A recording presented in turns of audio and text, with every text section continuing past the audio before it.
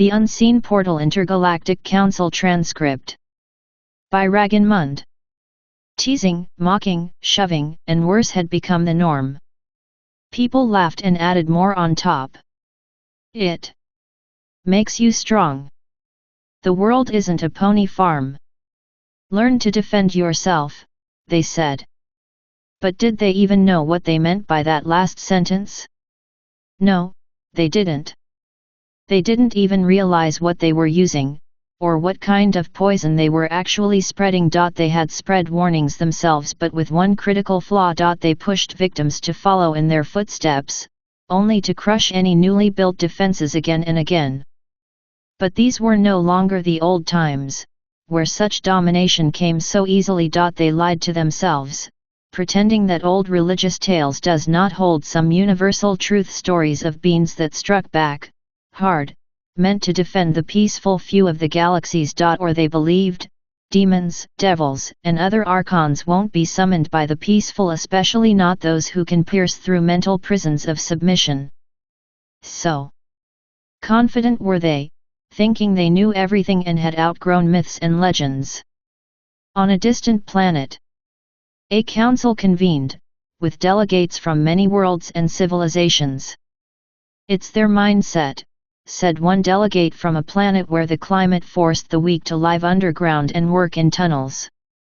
"They constantly try to outcompete each other economically, drowning the vulnerable in pressure. We've sent aid, but they attacked, poisoned, or tortured nearly every envoy.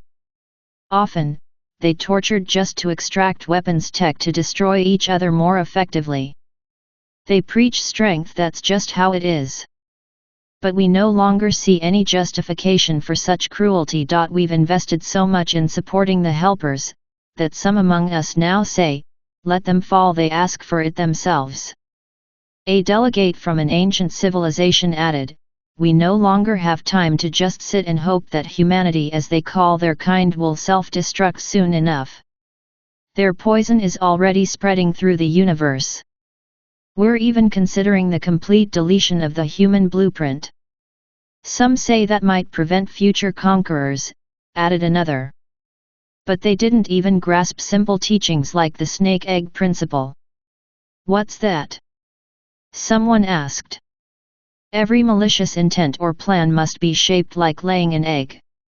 Around that egg gather curious minds, wondering what might hatch. The body gets a rush of adrenaline from a shameful victory, mixed with addictive pheromones of attention and curiosity. A pull like a black hole. Genetically, they begin to morph into the snake, the same snake of temptation from ancient Earth religions. And yet, they train themselves, calling it maximum resistance. In doing so, they transform into what they themselves call demons," she explained.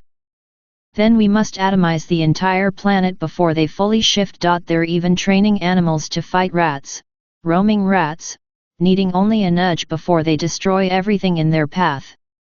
No concept of territory, so eventually, they destroy their own homes.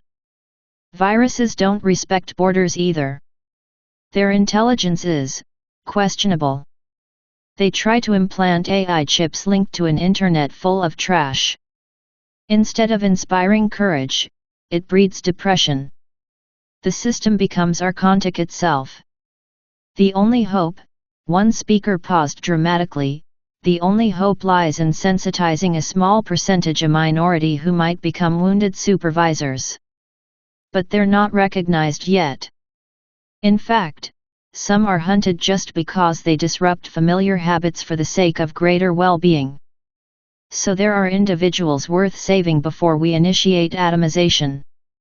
asked a representative speaking telepathically. Some delegates took deep breaths. Earth had already been crossed off the star charts. Have the dimensional portals to the Archons already opened? Some would call them Dementors, asked another mental identity. A delegate from a gruff species growled, "They never closed." But is it really surprising, when there's no room for peace or empathy? A being feared by all can act like a vicious guard dog or a perfect negotiator. The real miracle? Some beings don't just challenge these archons, they try to heal them. With light, love, and new ideas. They call it healing the source or cleansing it before it can reopen. Turning black stars into points of light without burning anything. Wait. They try to turn shadow beings into light beings? They're a complete anomaly. And definitely not like those Tauri from the Stargate series. Not loyal workhorses or mindless Tauran berserkers smashing every wall in sight. No, otherwise, we could have just deleted them from existence. But they'll never make it. Their Jesus was butchered in such a horrific way, exposing every imaginable form of bondage. And that Harry Potter? He only hinted at how to defend oneself while still weak with no evolvations. And even then it's just happy memories. Eventually, those run out too.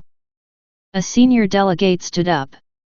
We have two choices: wait until they complete their own genocide through immoral manipulation and chaos, blocking every signal, even cries for help. Wait until they drop soul-destroying bombs. Floods and plagues only destroy bodies. Souls? They just reincarnate, maybe in just the next fit-in species, as in gorillas. Temporarily as whales. But unless we neutralize every wave they emit, their spirit will bounce around and restart the madness. Conclusion. We must build a program where old souls find a happy fairy tale ending. Not everyone believes in Eden, but few outright reject it. Maybe we can even spark a warning among the archons, declare Earth a taboo dimension. Anyone who enters might undergo forced evolution. We could re-educate the Americans and Russians to become true liberators. Make Europe poets and thinkers again, precise, dependable. Let them pass on knowledge and fix broken things. Send the Hermiones to schools. The Rons, let them ask the questions no one dares to think of. And the Malfoys? Turn them into ethical hackers who hunt for flaws in Hermione's discoveries. And how do we do all this?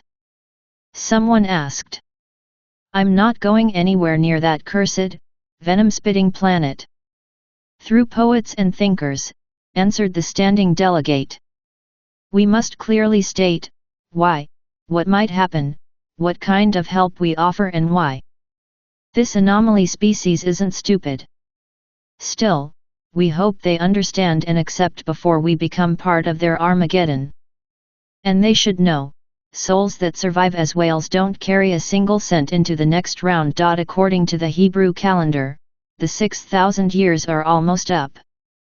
Time to roll up their sleeves. The council closed. Meanwhile, back on Earth, the wars continued.